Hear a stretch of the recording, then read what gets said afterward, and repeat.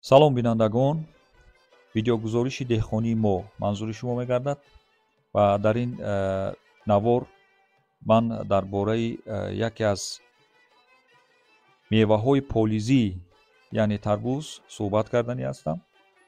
хулоса имрӯз ман вақте дар интернет ба истлоҳ сайр мекардам ба матлабе рӯбарӯ шудам ки аз ҷониби рӯзномаи хатлон нашр шуда буд.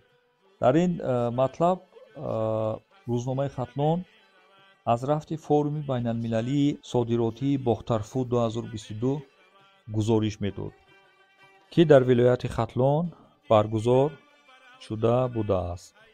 дар хабар гуфта мешуд ки дар ин форум тарбузе ба намоиш гузошта шудааст ки ранги дохили он зард аст ва ин навъи тарбуз дар ноҳияи қубодиён истеҳсол карда мешудааст ва дар солҳои минбаъда истеҳсоли он пурра ба роҳ монда мешудааст.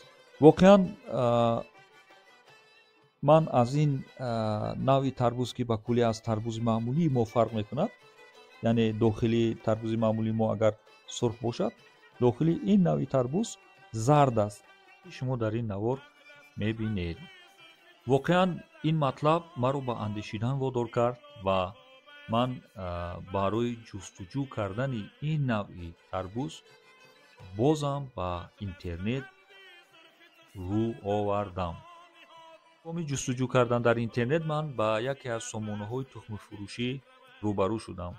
дар ин сомона дар бораи ин навъи тарбуз, яъне тарбузе ки дохили он зард аст, маълумот дода шудааст ва ширкати мазкур ин навъи тарбузро ҳибрид, яъне зурагашуда, сунъӣ сохташуда гуфтааст.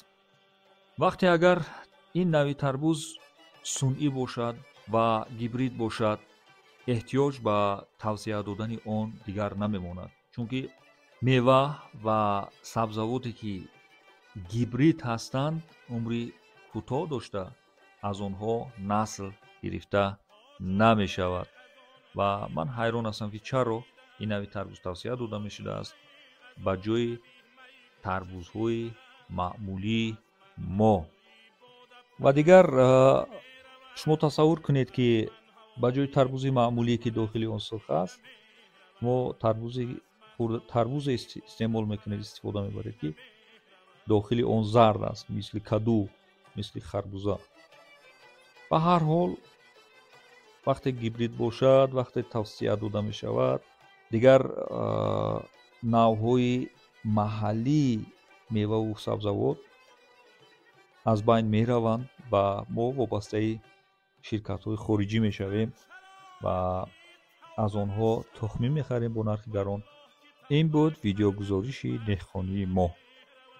агар ба андешаҳои ман розӣ нестед, ҳатман нависед ва агар розӣ ҳастед, ҳатман нависед ва агар фикру назари дигаре доред, ҳатман нависед. фақат дашном нанависед ва таҳқир накунед. худо ҳофиз то наворҳои оянда.